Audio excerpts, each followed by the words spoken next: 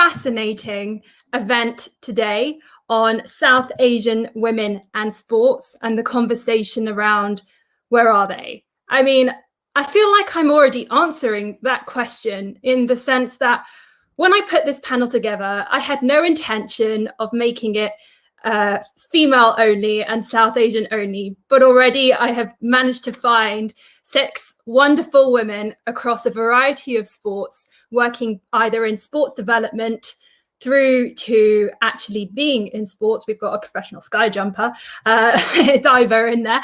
So the question, where are they?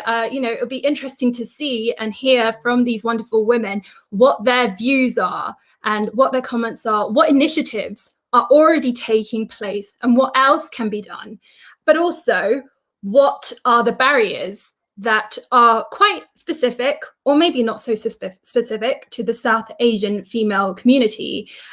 So first of all, I would love all of you, to go around introducing yourselves, and I'd love to, hear from you. First of all, your name, if you're from an organization, what organization you're from, and if you can name one South Asian woman in sport that you feel everyone should know. So I'm going to start off with Ratol. Over to you. Hello, everybody. My name is Ratol Ahmed. I've got many different hats. I should correct everybody actually here to say, I think, Mara, you introduced me as a professional skydiver or sky jumper. I'm actually an amateur skydiver. It's a pastime, it's a hobby, but I have competed for country and brought a few medals home with me. I started skydiving probably about, it must be close to just under 20 years ago, probably just after I started also working in the city. And so I have another hat. I work for a bank in risk management as well, and issues of gender and BIPOC and being of color come up in. It's quite cross sectional because it covers the sport as well as my background as well. That's a little bit about me. I've been how do I put it? When I started skydiving, I was pretty much one of 2 female South Asian skydivers. And our names were often intertwined.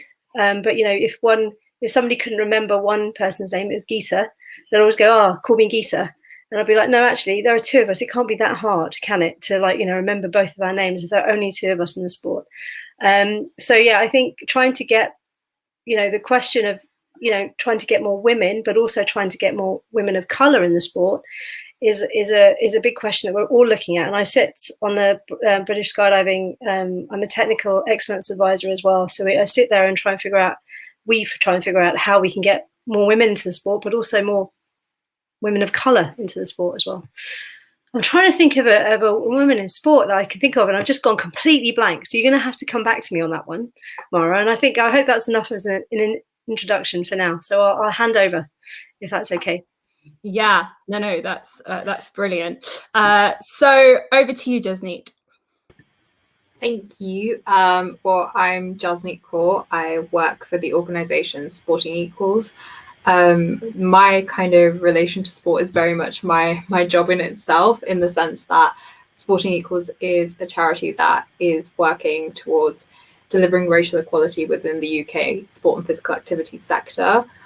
We've done a lot of key work for many, many years. Recently, we've been doing a lot of work around terminology and campaigning for leadership targets to try to diversify the sector, while also highlighting why it's important to actually look at specific communities, what those needs are in those communities, how to respectfully and meaningfully engage with those communities.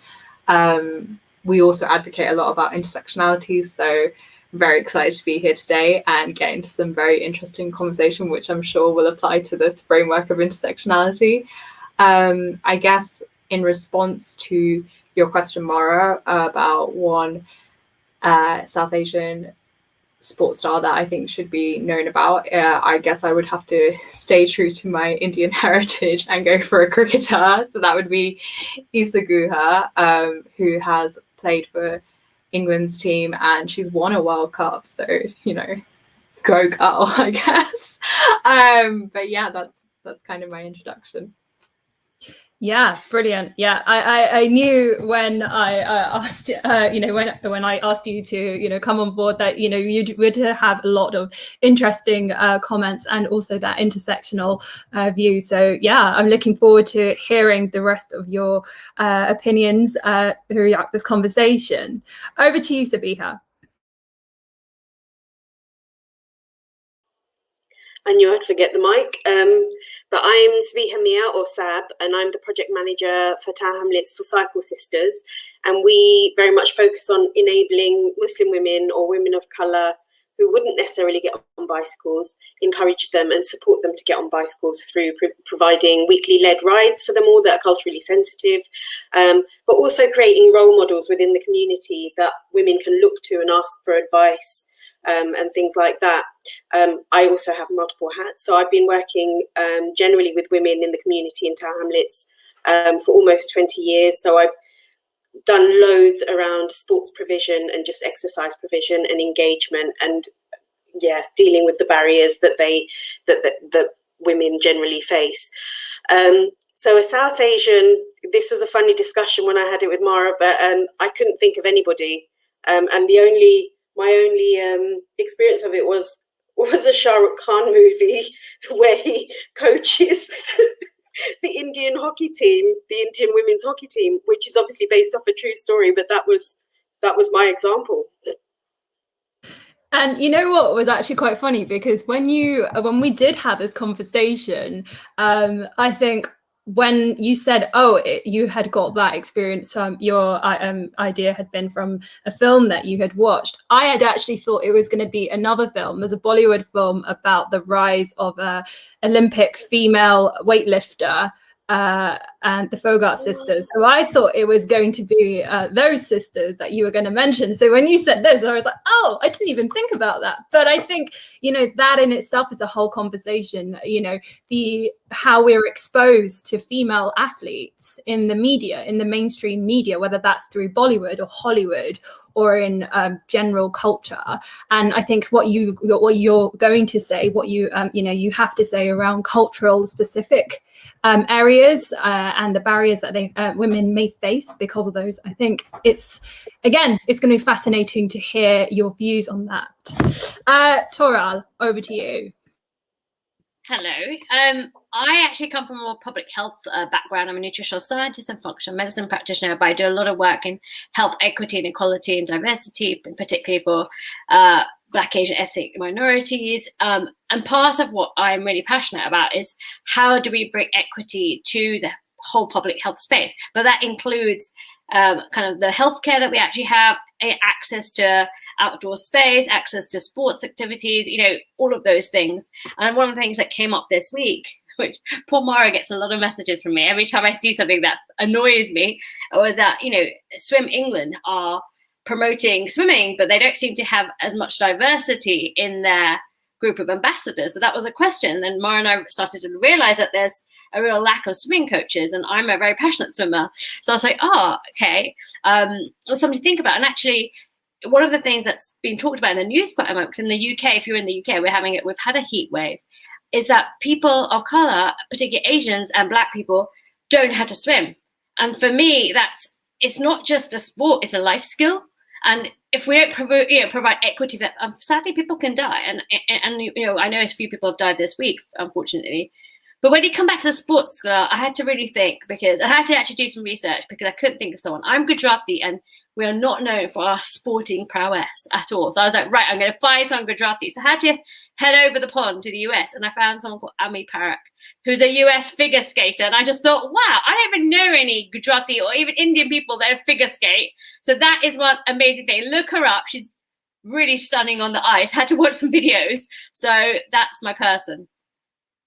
Yeah, that's amazing. I actually hadn't heard of her, so that'll be someone definitely for me to look at afterwards. And I love our messages when you message me things to look at. So yeah, no, thanks for that. Halima, over to you. Thank you. So thanks for having me on, Mara. My name's Halima Khan. I do wear a few hats. My day job is for a national inclusion charity called Street Games. We work predominantly with children and young people, especially those from underserved communities. and lower socioeconomical backgrounds about how we can use sport as a positive tool, especially for the wider social outcomes. And Taral, it's really interesting that you mentioned around public health, because that's a big remit that we try and do, is how can we take that approach to sport and physical activity. The kind of request that I've been asked to come on here is that I also have a board role with Triathlon England. Again, picking on your point of the swimming, that's quite interesting, because obviously as a 3-discipline sport, we're really trying to look at how we can diversify that sport with the 3 disciplines that we have, and swimming does definitely come up in probably the lack of coaches and the lack of workforce that we have when it comes to diversity.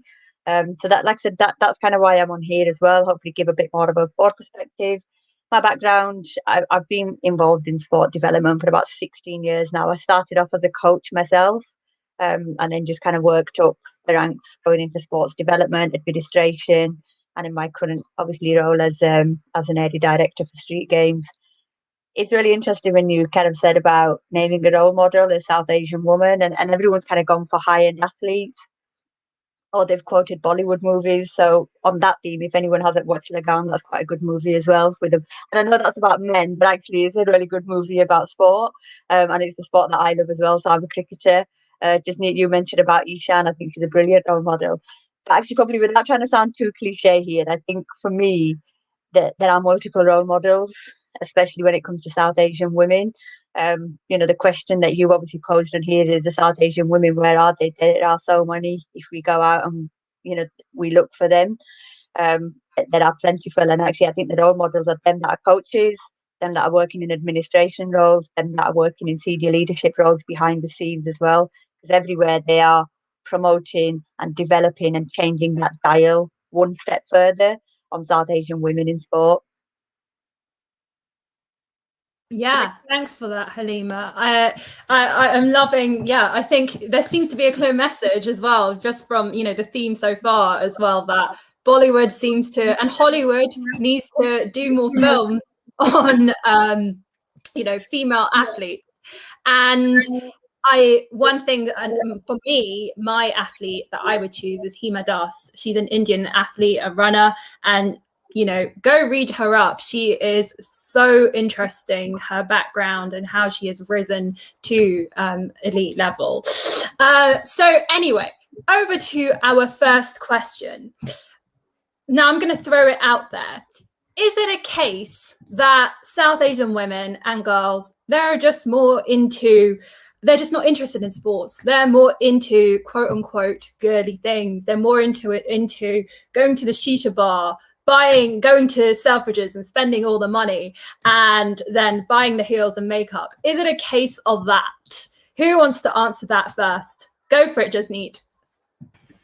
I had to, because we talk a lot at work about lived and learned experiences. And I think, we've had conversations around this before, Mara.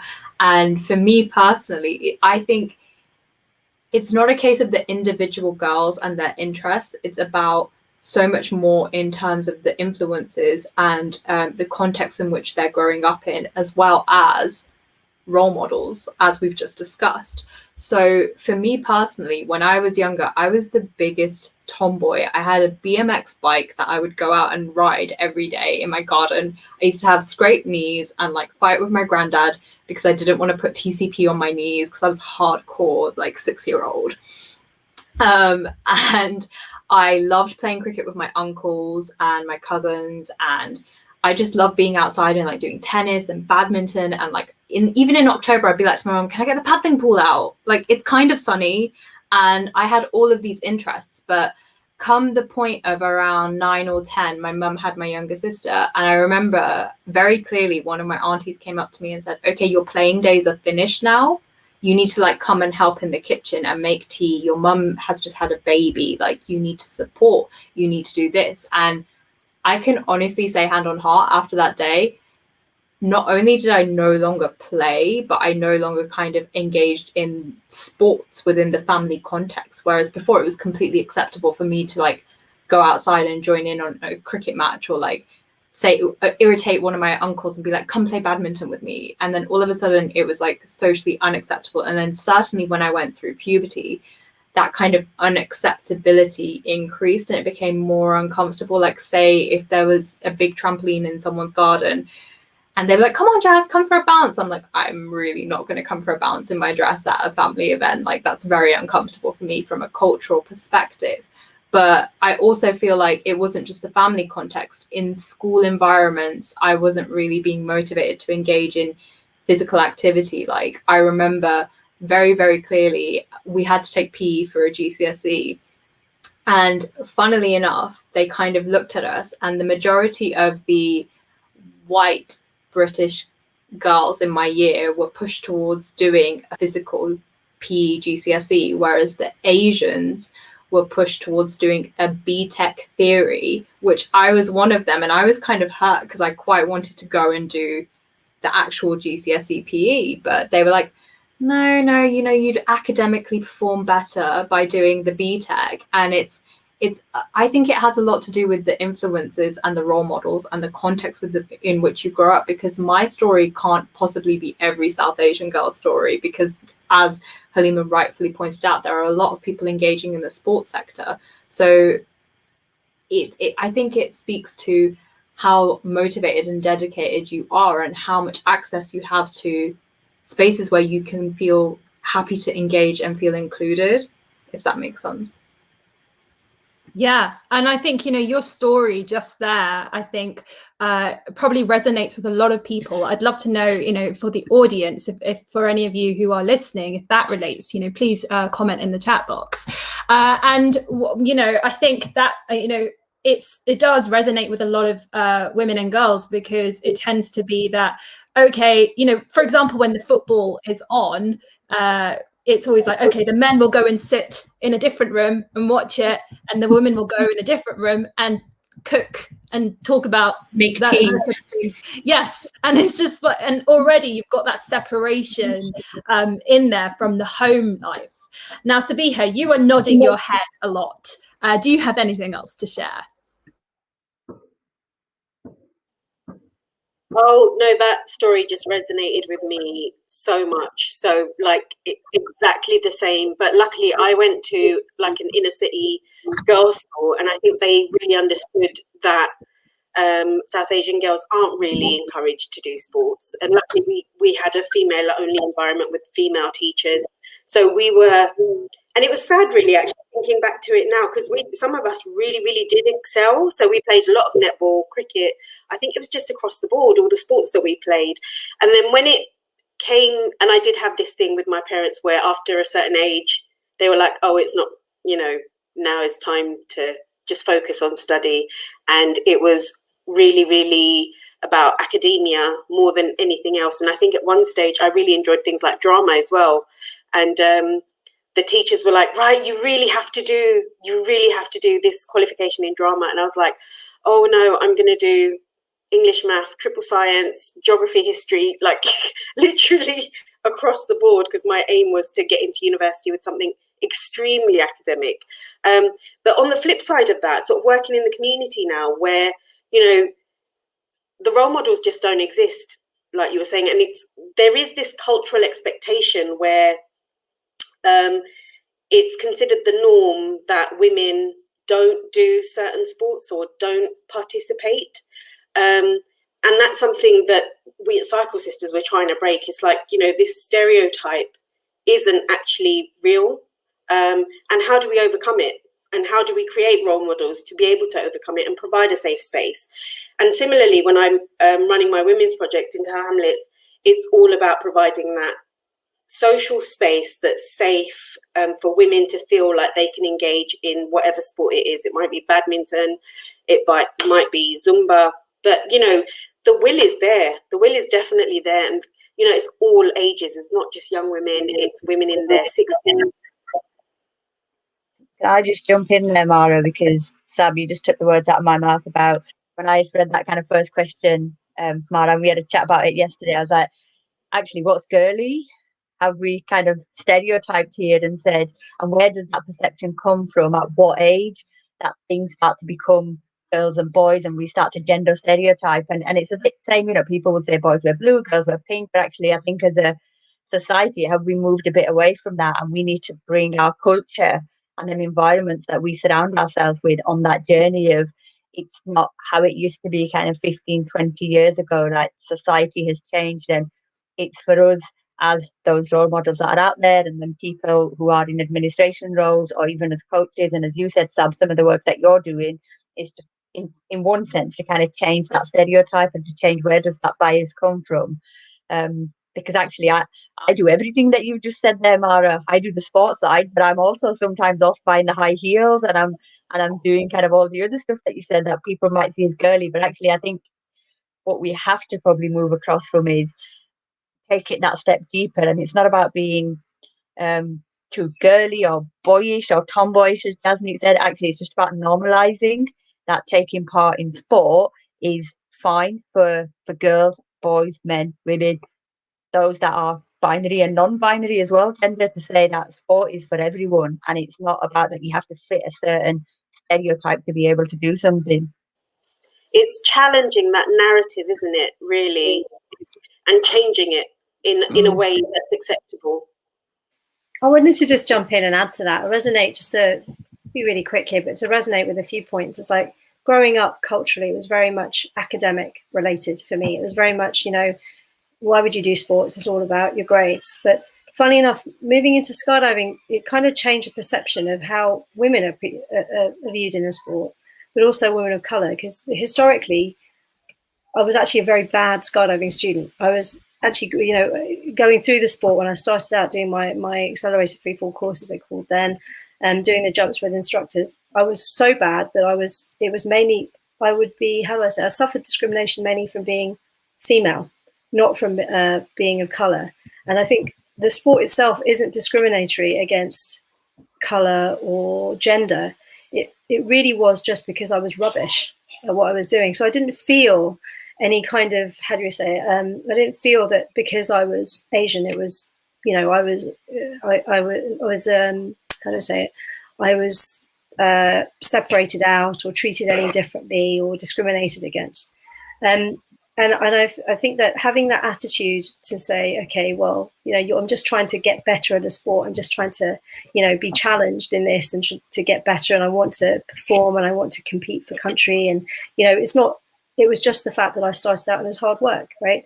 But I realize now that in the sport, then this is what really kind of resonates a lot with what Halima said and what Saba said. You need good role models. Right. And now I've realized that, at the age of whatever age it is I am now, but having competed for country, being, Bengali originally, they're from Bangladesh, my parents are from Bangladesh, being a female, I have to be that role model. And we need more people like myself. And that is a hard thing to do. We talk about having role models, but being a role model is actually, you have to look back at yourself and think, well, what were my actions? How am I in the sport? How do I come across? Do I refer to the other person that's in the sport? Like Geeta, as I already mentioned, do I refer to her as the other brown person? Should I, change my behavior? Should I change my attitude? So, I resonate with a few points there. And I think there's a lot, we can go on with this conversation for a long time, Mara, but I don't want to hold it to one conversation. No worries. I would love to then know, do women and girls across the South Asian communities face the same or different barriers to white or black females? What are the more culturally specific barriers they are facing, and what can we change about that?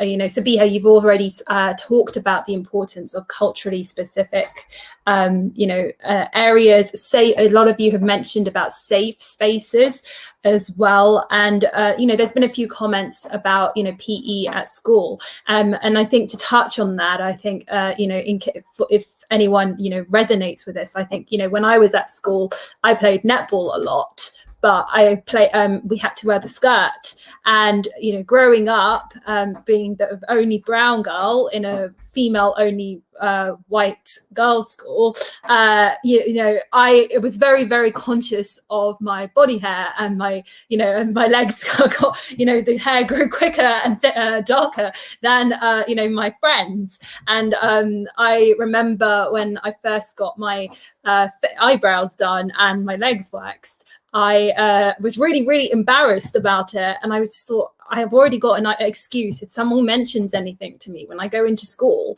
And yeah, sure enough, someone said to me, oh, you look really nice today. You look a bit different. And I just turned around and said, yeah, I had a facial, because I was just too embarrassed to say, yeah, I have, you know, trimmed a little bit of my eyebrows and had my face waxed and legs waxed. So I'd love to know, what are those, you know, if anyone can touch on what are those culturally specific barriers and what can we do to overcome them? Thoral. So I think I think it's a really important question, but I think firstly we have to talk about clothing, because I mean, now Nike and a few other brands are doing, you know, modest clothing, because that's often a problem if you don't have the right clothing. I think equipment, the cost of equipment, and we have to remember, sometimes different families, you know, the socioeconomic impact, some equipment is expensive, and it's not that they may not be able to afford it, but that might not be their priority. If we're girls are being taught that we have to go to academia, we have to like be in the kitchen, they're not going to spend the money. And if you remember that brilliant moment in Bend It Like Beckham, still one of my favorite films, you know, where she earns the money to go and buy the football shoes, and then, you know, the parents go absolutely crazy, say, we gave money for shoes, not for football shoes. It's the same sort of thing we're experiencing. So be the barrier. So, you know, we've had the World Cup, I mean, the Euros. I was on the professional Asian group in Facebook, and there was a massive argument where some man wrote a post about, oh, women, you just need to shut up for the next month because the Euros are on, blah, blah, blah. And then loads of us women were like, A, we could be interested, B, don't treat us like that, and stuff like that. So if we're facing the men in our families and our environment saying no to us doing sports, or being the barriers for our participation, whether it's watching or playing, or, you know, then that's also a problem. And that's where we need to change culturally. And I'm going to shut up now.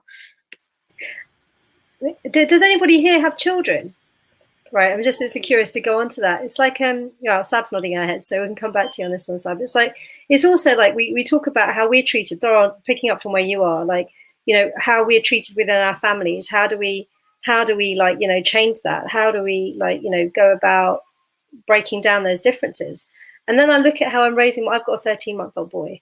Right. And it's like, you know, part of me inside, if I'm very honest with myself, I love the fact that he prefers to kick a football around, play with his tractor, rather than, you know, maybe play with some dolls. And it's like already that stereotypism. And I'm a skydiver, right? I jump out of airplanes. It's like, you know, the two, it's very bizarre how ingrained those stereotypes actually are.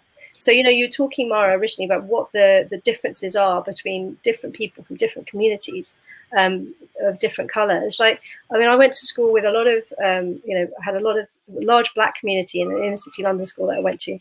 And a lot of those people were generally very good at sport, right? They're very good athletes. Like, they had fast twitch muscles that I just don't have. I mean, Doral can talk about that at some other point, you know, but I wanted to join in, but I couldn't. And I was like, both from the perspective of, was I any good? I wasn't that good. But academically, I was stronger. So I was pushed into an academic kind of background to make sure that I could achieve something in my schooling life. And I think these are the barriers that we need to kind of break down, and are very specific, I think, to South Asian, well, men and women actually, but definitely for South Asian women. And it's we need to break down our own stereotypes as well, is what I'm trying to get at. And I don't know, Sab, if how you feel, if you mentioned you have children, if the same thing, you have the same thoughts. Oh, definitely. It was, my eldest is 19, and when it came to that point of him choosing to go to university, I think I sat him down and said, you don't have to go to university if it's something that you don't want to do. There are alternative routes to getting a career, but also, like, he did go to university. And like, me and my husband had a massive row because he was like, no, he has to go to university. That's like one thing he has to do, just to secure his future. But like a year on that journey, he said to me, oh, I really, really wanted to pursue art. And I was like, but why didn't you ever talk to me about this? And it's a similar thing, I guess, would be for sport. So if you wanted to pursue sport, you know, why didn't you tell me about it? And it's like, but I didn't feel like I could. And I think that thing of it being so ingrained in us, and we pass it on to our kids and we don't even know. And I'm so conscious of it now after those discussions with him, and even like his younger brother, who's really, really good at running. And he started off, and it's, you know, like providing that safe space again, where you're not going to be immediately the best at something. it needs work, it needs time, it needs commitment. You really have to work at it. And he started running about a year ago, and he's only 15. But I was like, well, you know, if this is something you really, really enjoy, let me enter you into some competitions. You don't have to come first. It's just about participation, just to encourage him to sort of, you know, help push him and develop his interest. But it's weird because he's now switched to academia, which is, it's not something that I've done, but it's inherent within our community. I think that, you know, academia is the key thing, and it's the most important, and it's the pinnacle of survival. And it kind of takes away from anything else that we want to develop. Yeah, great. I'd love to hear just you on this. Sorry, I'm just going to add just a little thing on that question. And I think what a lot we're talking about is, for me, I think they come down to 3 areas. That it's obviously the question is around, are South Asian women treated differently to white women when it comes to entering sport? And I think there's a lot of personal things that we've talked about there, so equipment, clothing, you know, family commitments. But I also think there's a cultural thing, and I think was it you, Taral, that mentioned it about this WhatsApp group, you know, where they were like, women be quiet, the Euros are on for the next month. So I think there's very much a cultural thing there as well. So whilst we have a personal level, where you could say that South Asian women do perceive it slightly and do have slightly different challenges to white women, I think you could probably argue at that personal level, a lot of them, I think if you asked a lot of white women, they would say they have the similar challenges. I think where it probably delves a bit more deeper into the differences between South Asian women and white women might be the cultures and the systems. And I'll probably give an example more so because it's a recent example, but it is a male example of people, when they look at certain communities and they look at the colour of your skin, they automatically perceive you to be in a certain category. So if you look at the finals of the Euros, the 3 lads that missed the penalty, they were not looked at or judged on their talent. The racism that followed them was based on their colour. So straight away, as a person of colour, you are entering a sporting arena in one sense, not thinking this isn't just about my talent, this is about my colour as well. And then you had Lewis Hamilton on the weekend, who had an accident. And actually a lot of people moved away from talking about what caused the accident. They moved away from the technical side of the game and actually just started throwing a load of abuse at him because of the colour of his skin. So I think for me, it comes to a bit more, do we face different challenges to white women? On a personal level, maybe not as much, because I think a lot of them we can agree are the same. But I think on a cultural and probably a more systemic level, definitely more, because we are unfortunately still living in a society that judges us by our colour as opposed to our talent. So I just wanted to add that little bit in there. I know, Jasney, I've seen you trying to come in a couple of times, so I'll let you come in. No worries. Thanks so much. I mean, this is all so relevant and applicable given, as you said, Halima, what's been going on recently. But I think there was a conversation Mara and I had recently where we were discussing this kind of question in itself. And for me, when I think about the kind of context of South Asian women when compared to white counterparts or other kind of community counterpart groups, the main thing that really sticks out to me is even just within the current context of the pandemic, we've seen numerous reports coming out that have highlighted that South Asian women have actually experienced such a detriment to their own personal development and their progression and growth because the pandemic has kind of pushed everybody back into their home spaces. And with our cultural dichotomies being the way they are, there is this implicit pressure and expectation for women to be the kind of caregivers and primary, you know, household domestic people. So there was a really interesting, I think it was a government report that came out that suggested that like the experiences of ethnically diverse communities, particularly South Asian women, in the pandemic was that they were balancing being a home worker alongside being a mother, alongside being a cook, alongside being, you know, whether you're living in an intergenerational house and caring for everyone, and what that means for their own progression and development when looking at actual female empowerment and growth and being able to do those kinds of things. So, I mean, when you want to talk about sport, because that's just talking about work and kind of progressing in terms of feminism, but when we're looking at specifically sport, we're already looking at a disengaged community. So coming out of this pandemic, I think as a sector, it's going to be very interesting to see how the sector responds in engaging an already heavily disengaged community. We've all seen the stats regarding South Asian women participation in sport.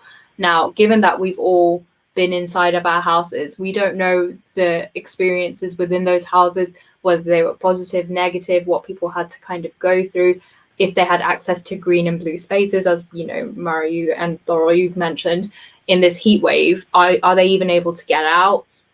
You know, obviously now we're back at schools and stuff like that, but when we were all in the homes and there was homeschooling going on, what are those effects on the physical outcomes when it comes to sport and physical activity for South Asian women? I'd be very interested to see that, as well as the actual mental health and well-being implications, because I also, we work a lot with grassroots organizations, and there was a grassroots organization here in Birmingham that has done a lot of work with regards to the well-being discrepancies between South Asian females and their white counterparts, because even when you look at areas and the development that goes on in areas, so if we're looking at LSEG areas, you're not going to have access to the same well-being systems and places, and you're not going to have the budget to spend on those well-being exercises as, you know, your white counterparts are. So they did a lot of projects where they would introduce running groups, and you know, it's about all female being safe spaces, but also they would do meditation and mindfulness to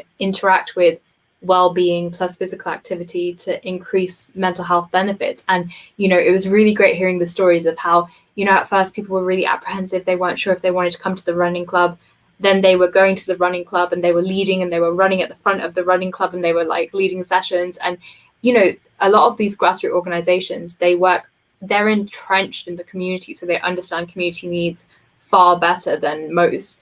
And you know, they would look at things like, okay, well, let's have childcare facilities so that we can take care of that.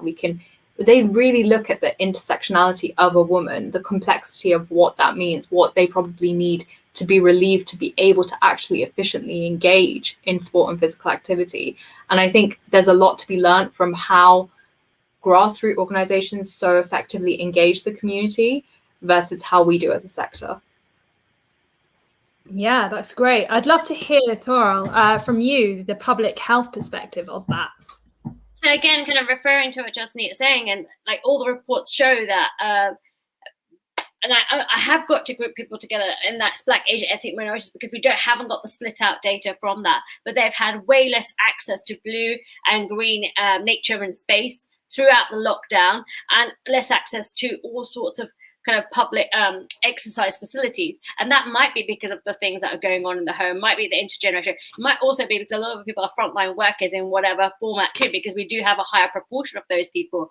But this impact of having less time outside in nature and less time to exercise not just affects our mental health, but it actually affects our physical health. We know how important exercise is, not for aesthetics, but for our, you know, our immune system, for you know, for our cardiovascular health, for, you know, help with diabetes. When you've got more you know, when you do strength training, it helps to buffer kind of insulin. So and all of these things mean that, you know, we have been, as a bigger group, been impacted more by COVID.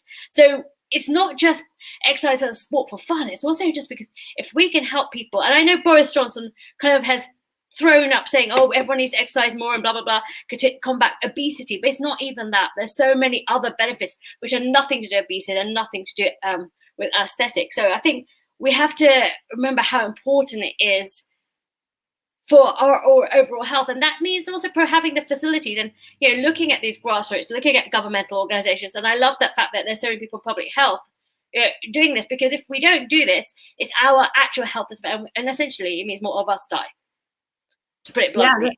And I think that's really, really important, you know, to talk about the benefits as well. Now, just a quick question from the comments. Jasneet, for you, are you talking about the Active Wellbeing Society? I'm not actually. I was speaking about Perosa. They're based in Birmingham, but I'd be very interested to know what Active Wellbeing are doing, if that's something that seems to have a synergy. Yeah. Okay. So that's answered that question.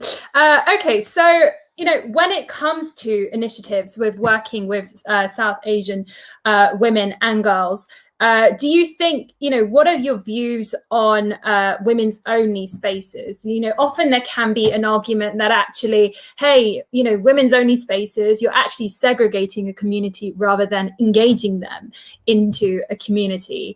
Sabiha, I'd love your view on that, purely based on, Cycle Sisters work.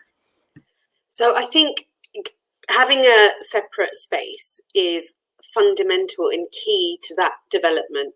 And aside from Cycle Sisters, I've run projects in the community like for years. And to use cycling as an example, one of the projects I did several years ago, I think there's been a change or shift in perception through lockdown.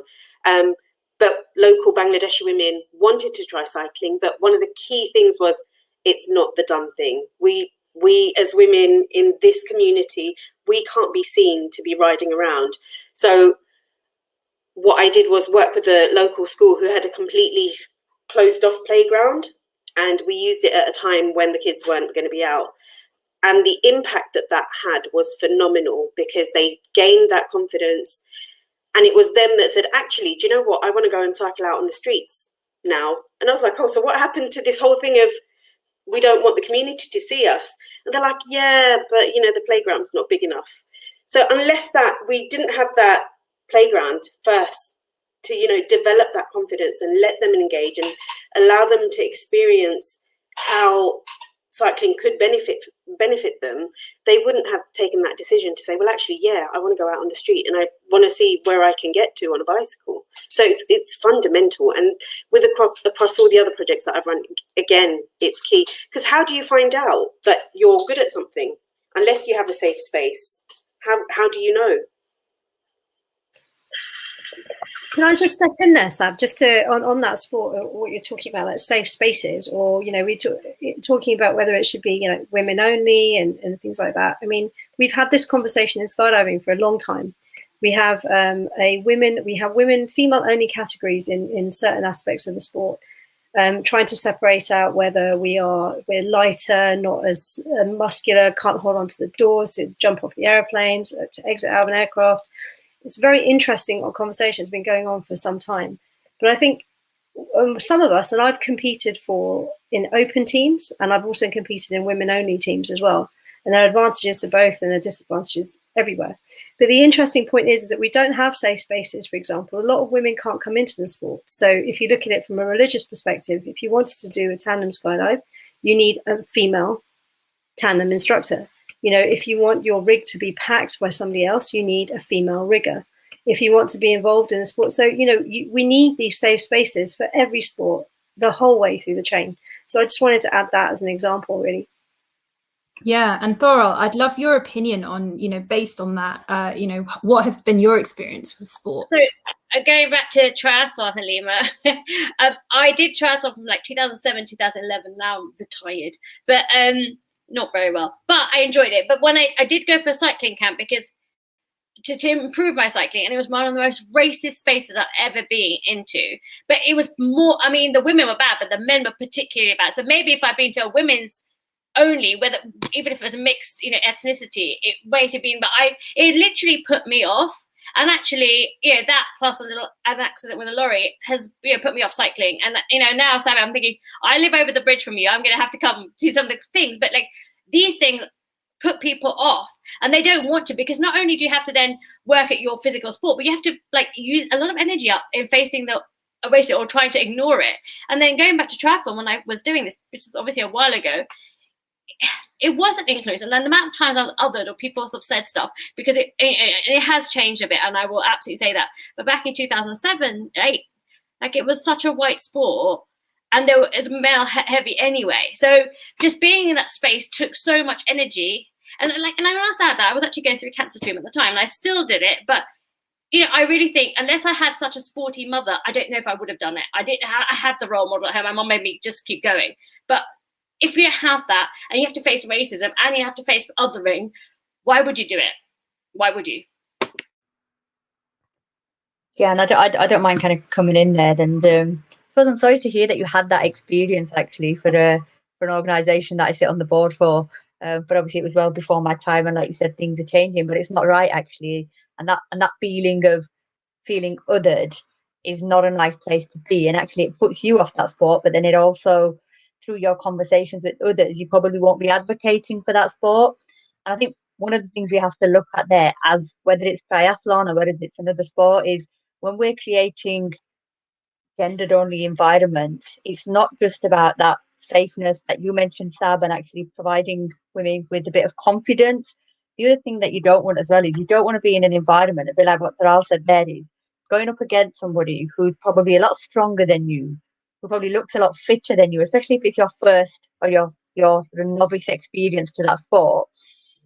I think making them single environments or them single gender environments is more about just providing you with that starting point of confidence to be able to say, actually, this is a sport that I can do. And when I've picked up my confidence, I may then move into a club environment. I may then move into a competitive environment. But I think that participation level is very much about, I just need to get myself to a point where I can see myself in this sport.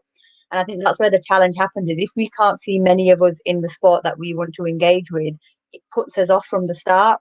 So then to be able to create them environments, we may have to go, right, well, we're going to do a female only environment. But eventually the progression might take, especially if we want to then go down an athlete and a talent development views, we may then take it to that next level. I think the other thing as well that we have to look at is, and I'll use triathlon as the example, is how can the sport itself look at some of the disciplines that it has. So open water swim, for anyone that's done a triathlon, you're straight out of the pool, you're taking your top off, you're going onto your cycle. But actually, is there an opportunity? And this is something that we're looking at as a sport, is to say, for that sport to be more appealing to those that don't want to just in the open water, especially if there's a crowd there, look like they're about to start to strip off, is create some sort of barriers where they can go behind and still do what they're doing. And, they don't have to lose time, but there's a barrier that they can go so that they can do what they need to do before they then get onto their next discipline. And these are the little things that we're looking at as a sport, is what is it that we can do from a structural level to try and engage and make that sport more inclusive for everyone.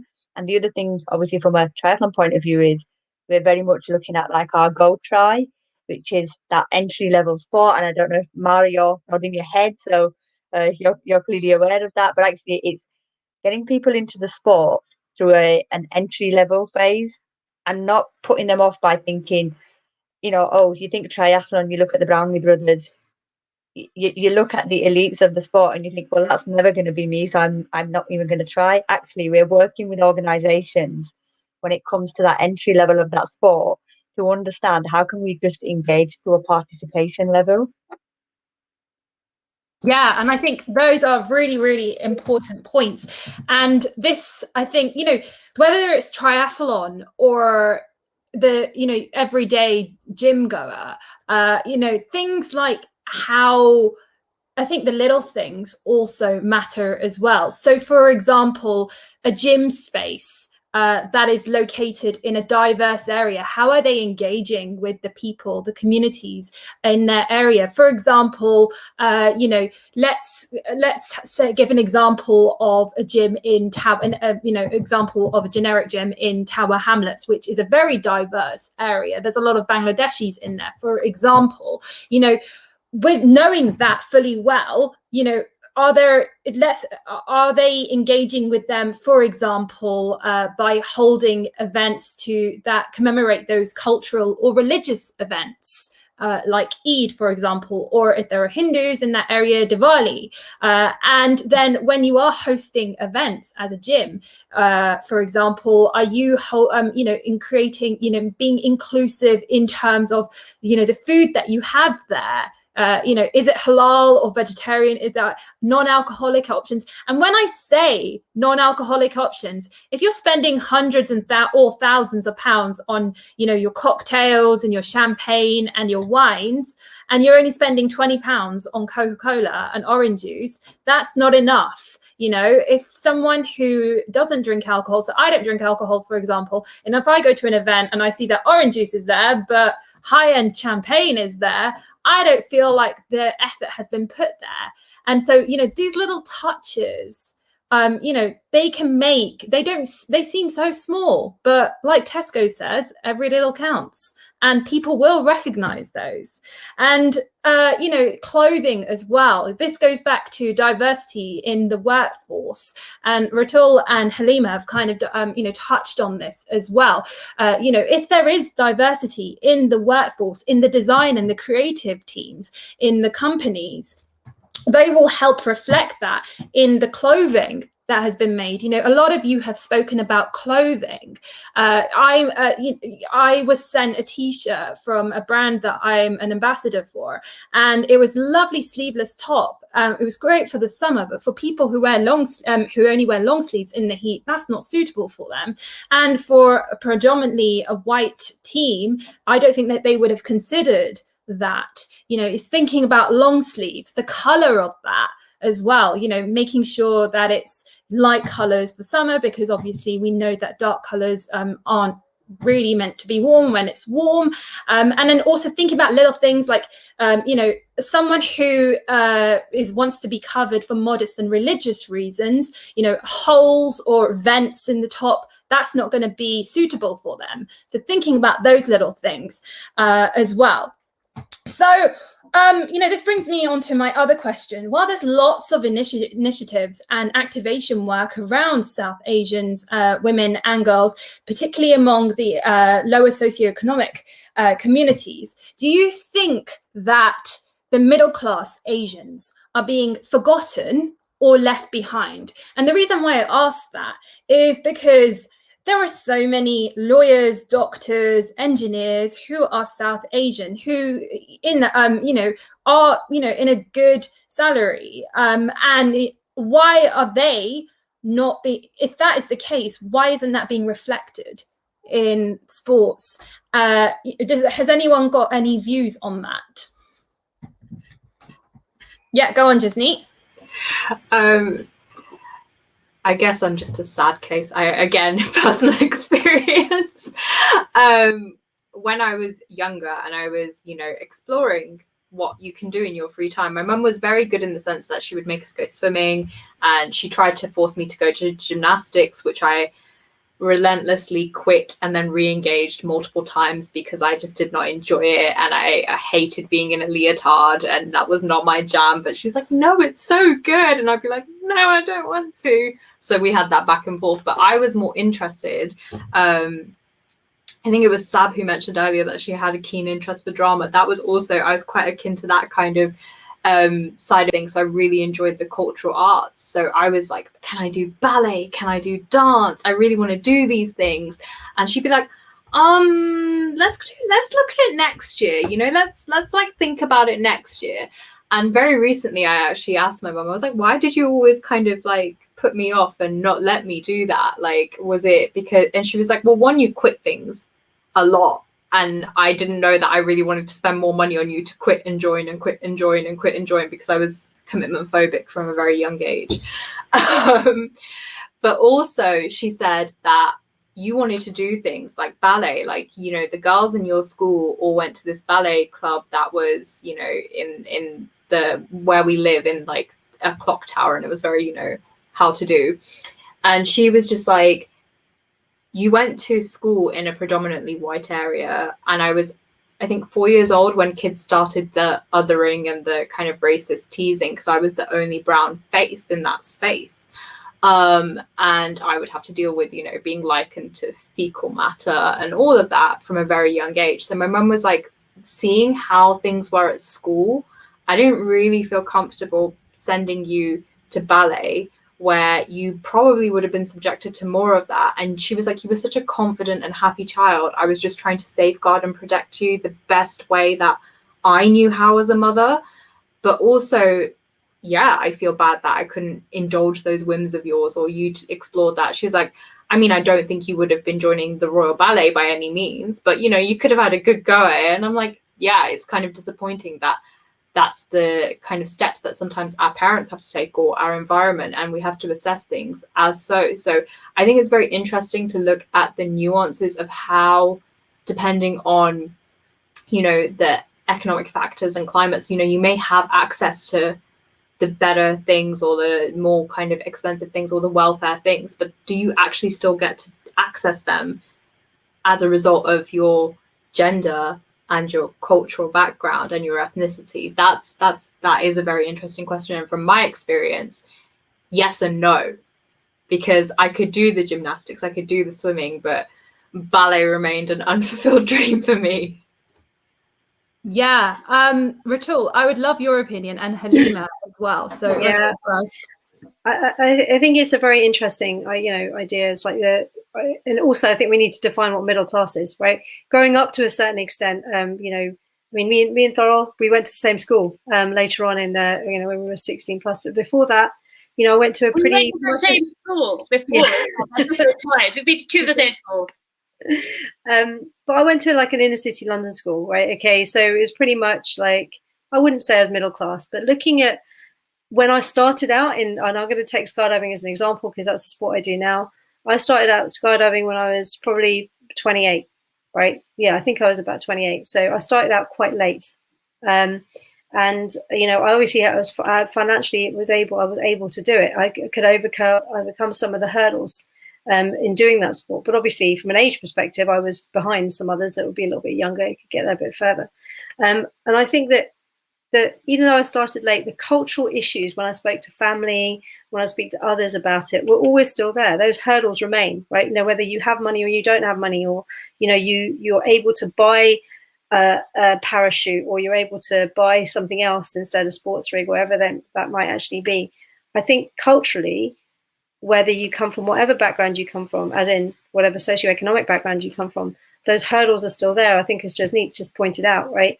So my perspective is that until we get past this cultural barrier of and I honestly do think specifically for South Asian women, it really does come down to very much you're either an academic, or if you excel at something and you have quite liberal parents and parents that are willing to engage with that, which we have very few of, academia is a path that you will go down, right? Maybe if you come from a little bit more of a middle-class background, you're given the opportunity to try other things, but eventually you will be pushed into that environment.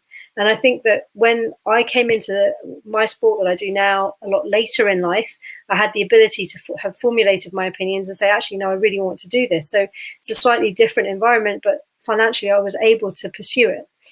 So I still think my answer to that being, I think it's still cultural. Yeah, and it doesn't cross the socioeconomic divide. I'll hand over to Halima. I think she wants to counter on this one. I want to hear your thoughts on that, Halima, and then I've got another question for you. Just bearing in mind the time, I just want to hear your views quickly on that. Yeah, just really interesting, and obviously working for an LSEG charity. I'm probably going to part on one of the things everyone's talked quite a bit about academia, and you get pushed into that kind of route being South Asian. I'm going to say the totally opposite. I wasn't. I left school at 16, just about managed to scrape some GCSEs, but advanced education or higher or further education wasn't really encouraged with me. So the environment that I was brought up in, it was very much that kind of gender divide of actually we'll push the boys and the men, but actually with the girls, it was this kind of lifeline of, right, you're going to go to school, you might do your A-levels, you're definitely not going to university, and then you get married. Can't say I've actually got to the marriage bit yet.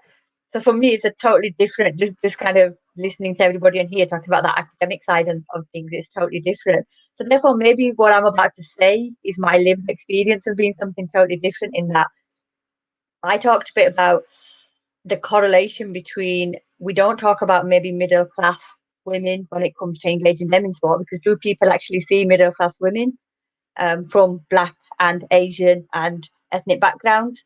Or do they just make that distinct correlation straight away that those from lower socioeconomical groups generally tend to belong within certain demographics and that they fall under Black, Asian and ethnic communities?